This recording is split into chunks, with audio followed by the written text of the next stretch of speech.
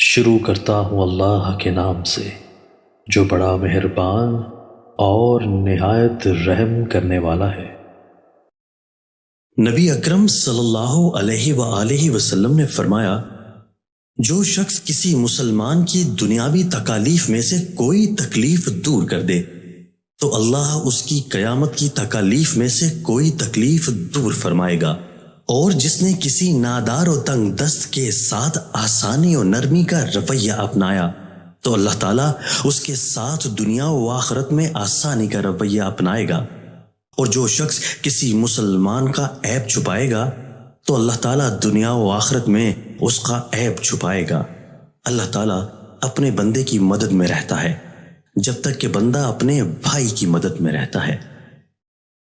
حضرت ابو ہریرہ رضی اللہ تعالیٰ عنہ نے بیان کیا ہے، نبی کریم صلی اللہ علیہ وآلہ وسلم نے فرمایا، لوگوں میں برا وہ شخص ہے جو دو رخا ہو، ان کے پاس ایک منہ لے کر آتا ہو اور ان کے پاس دوسرا منہ لے کر جاتا ہو۔ دوستو، اللہ تعالی ہمیں ان احادیث مبارکہ پر عمل کرنے اور اپنی زندگیوں کو سنوارنے کی توفیق عطا فرمائے۔